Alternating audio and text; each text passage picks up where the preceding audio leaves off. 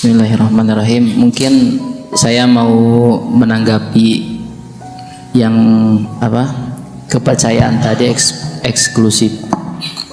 eksklusivisme itu.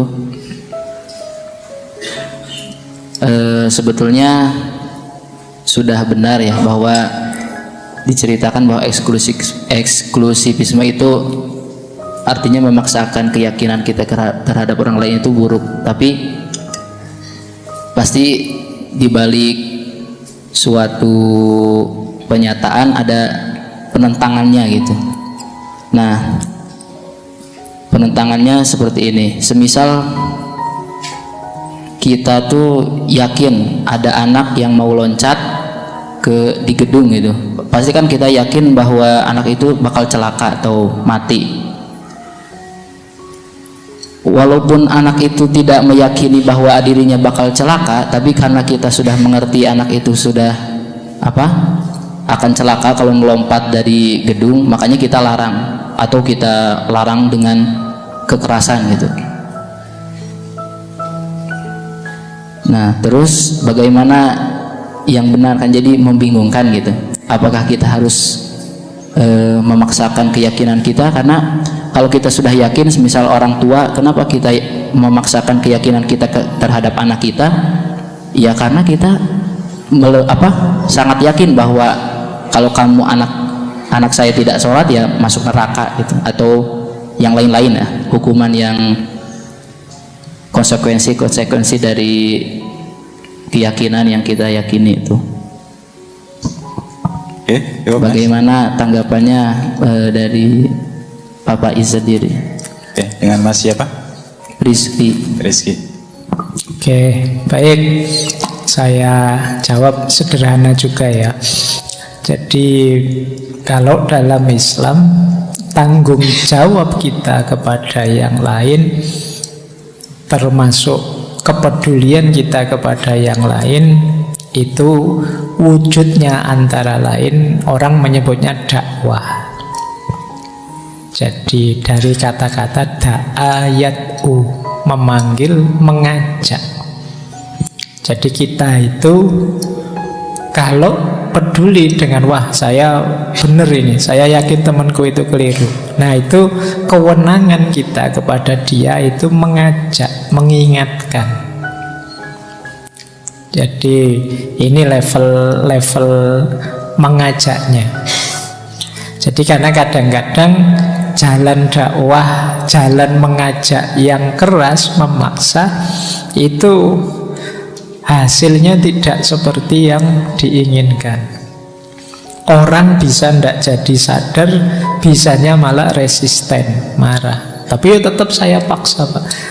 Saya ada beberapa pengalaman, ada orang tua yang memaksa anaknya untuk menghafalkan Al-Quran. Ini baik, luar biasa baik.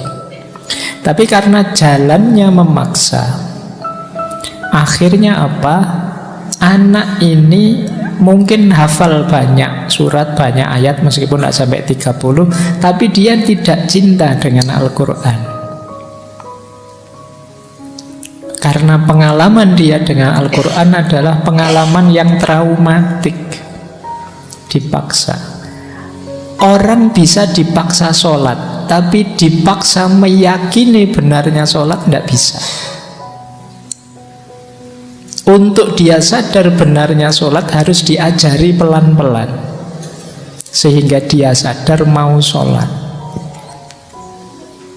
Nah, ini gunanya dakwah. Makanya rumusnya di surat Al-Asr itu watawasau bil haq, tapi juga watawasau bis sober. Iya kita ajak, tapi pelan-pelan.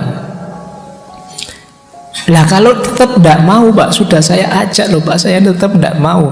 Kalau bahasanya Al-Quran, innaka lan tahdi man ahbabta. Jadi bukan engkau yang memberi hidayah, Allah yang memberi hidayah. Jadi tugasmu selesai. Ini kan ayat ini turun ketika Nabi prihatin tidak mampu mengajak, ada yang diajak masuk Islam tidak mau. Kata Allah, ya innaka lan tahdi man ahbabta, bukan engkau yang memberi hidayah. Jadi kewenangan kita mengajak, mengarahkan, nuntun. Kalau yang diajak tidak mau, yang dituntun tidak mau, ya sudah. Yo, kita harus sabar juga, tetap pelan-pelan. Sopo ngerti, lama-lama dia sadar. Kita juga jangan putus asa. Tapi strategi keras itu tidak akan menyadarkan. Orang mungkin terpaksa, tapi kesadaran dan kemauannya sulit untuk bisa dibangkitkan melalui paksaan. Ya seperti gambaran saya tadi. Jadi kalau kamu tidak sholat, tak pukuli lo, tak anui lo. Ini kalau untuk anak-anak yang pikirannya belum utuh, itu mungkin efektif. Tapi orang tua di kayak gini tidak bisa. Kalau kita punya teman misalnya sama-sama mahasiswa kok tidak sholat, itu kita pakai kekerasan bisa urusan polisi. Kalau kamu tidak sholat tak pukuli lo. Kalau kamu urusannya polisi kalau sudah itu. Nah, jadi rumusnya itu. Makanya Rasulullah itu memberi rumus. Kalau kita melihat kemungkaran, pertama mengubahnya biyadihi. Biyadihi itu maksudnya apa? Gunakan kekuasaan. Kekuasaan itu berarti yang di bawah kuasa kita bisa kita mainkan. Karena kamu anak buah saya, yo di sini setiap zuhur harus sholat ya. Ini biliat, menggunakan kekuasaan. Tapi bukan kekerasan. Kalau tidak mau ya silahkan tidak kerja di sini. Nah ini namanya kekuasaan.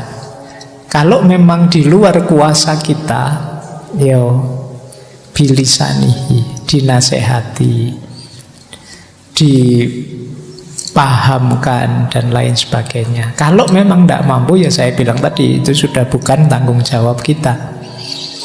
Jadi kita bil kolbi, jadi ya wis mau gimana lagi, menurut saya engkau keliru.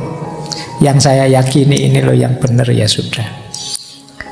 Jadi itulah namanya dakwah. Jadi tidak agresif menyerang, apalagi menyerangnya dengan cara menjelek-jelekkan, apalagi di medsos, apalagi bongkar-bongkar aibnya, itu sama sekali tidak dituntunkan. Ada banyak cerita yang juga sering saya sampaikan, betapa arifnya, betapa lembutnya para ulama ketika mendakwahkan Islam. Contoh paling sederhana yang dekat dengan kita ya, yang dilakukan oleh para wali songo ketika mendakwahkan Islam ke masyarakat Jawa. Baik, saya kira itu untuk pertanyaan tadi.